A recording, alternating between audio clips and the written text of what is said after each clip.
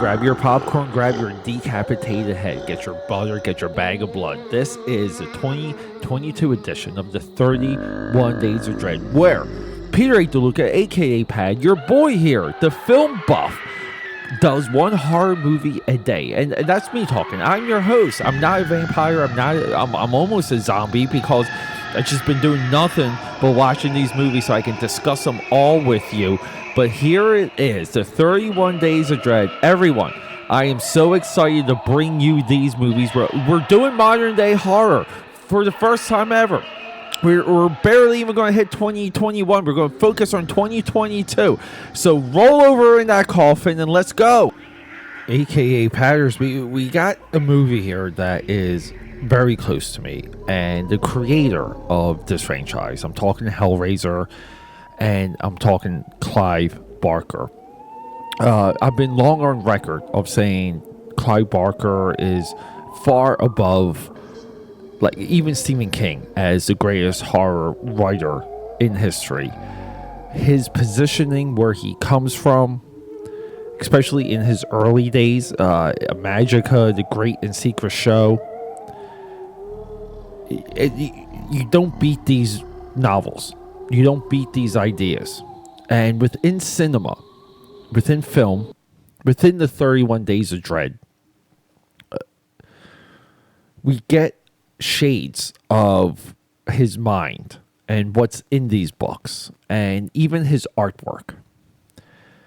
2 years ago for Inktober, I did a Clive Barker sketchbook, inspired by a Clive Barker art book that I picked up for about $5. His artwork is really just the idea of what we're supposed to see. It's a for lack of a better term, it's a sketch. It's a sketch to the horrors that Clive Barker is showing us. 1987, we got Hellraiser. He wrote it. He directed it. I used to watch this sci-fi channel. Used to have like sci-fi bios, and in that special, you got to see Clive Barker's storyboards, like Notepad, like Zack Snyder level storyboards that he did for Hellraiser, and it blew my mind. But it was also a definition of this is how you do it. This is the work that goes into what's ahead of you. Prior to seeing Hellraiser for the first time, I heard about it. I heard that it was absolutely disgusting. I heard it was frightening. You hear these things. Hellraiser and the follow-up, Hellbound, Hellraiser 2, which came out a year later, 1988. Those two movies. Hellbound is one of the all-time straight-up horror sequels. It expands the mythology. It picks up where the last one left off. It keeps going. But there's things we have to understand. We have to understand that eventually movies become products. Successful products become franchises. Franchises become institutions. Hellraiser is a modern day institution, very much like our previous movie, Halloween. We just wrapped up a Halloween trilogy reboot, redefining or defining era of that franchise. And we have something. Do we have like this repeat? Do we have something new enough with Hellraiser 2022? It's gender swapped. It's LGBTQ. It's modern. It's all of these things that the internet hates. But if there were a franchise hooked into progressivism that could be horror and also horrifying, it is Hellraiser. And we have Clive Barker, producer. We have David S. Goyer also involved. We know David S. Goyer is a story weapon. Almost everything the guy touches, it's there. to a certain. I mean, things are more there than not. I mean, we owe him Blade 1 and 2.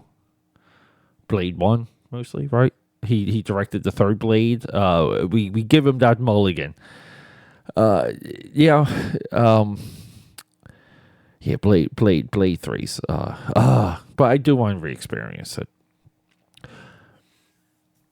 But we have with Hellraiser 2022. We just have a new definition of where to start with this series again.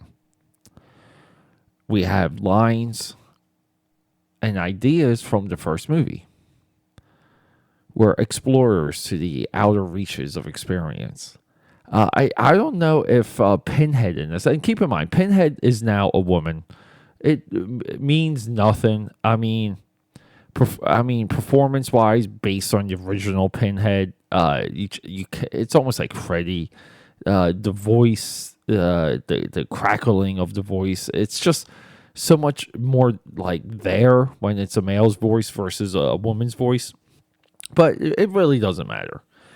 Because Pinhead isn't that type. He's not a horror villain of motivation. He's really not. And a lot of the ideas within Hellraiser is there's a exchange to reach the mountaintop and get your answers. That's really what Hellraiser is. The Hellraiser 1987 was before anyone knew what the heck it was.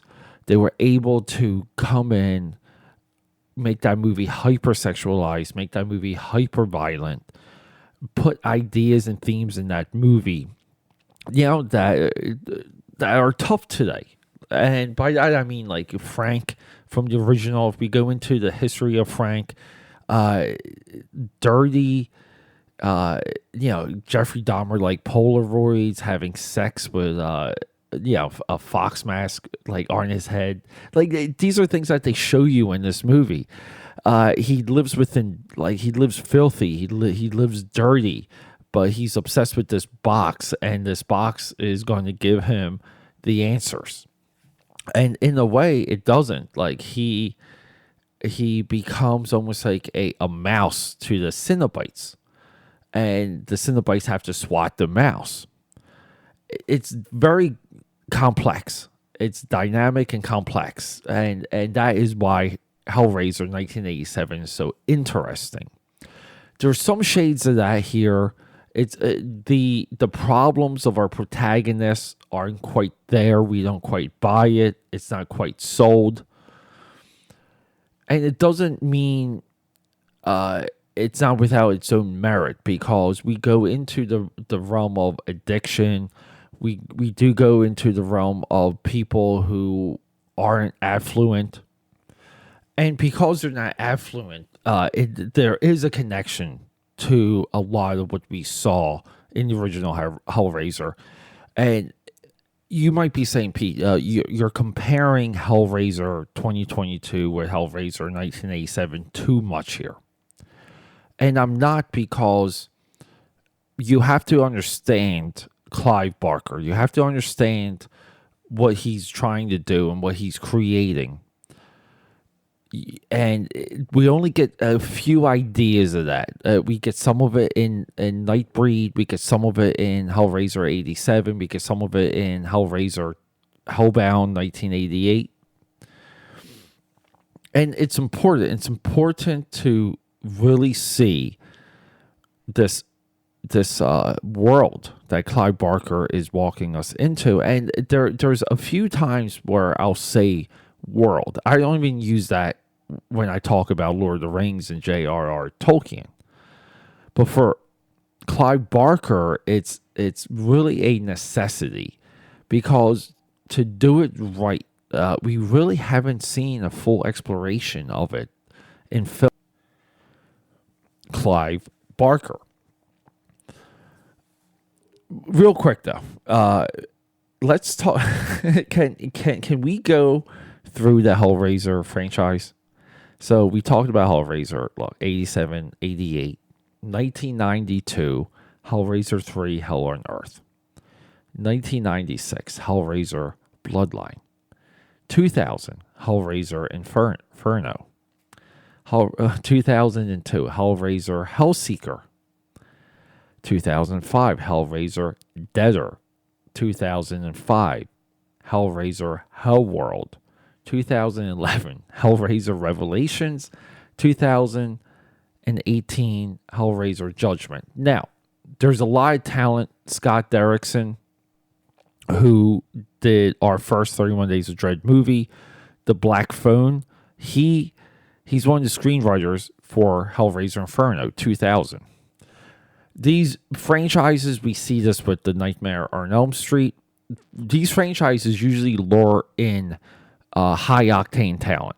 I believe right now David S. Goyer being as heavily involved with Hellraiser 2022 as he is, it's a mark of that. We speak about horror being the filmmaker's genre, and right now horror is the future of film. So we get a lot. We have a lot of Hellraiser. I've seen 4 of these 10, 11 movies, okay?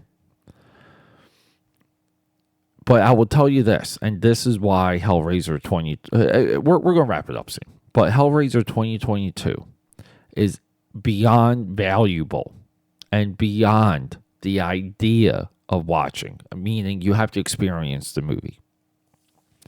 Everything happens at the end. And when we see our villain get his just desserts, right? Genie, like we're going to grant your wish. And we see him ascend into another world, into a light. And we see the creation of a Cenobite to some capacity.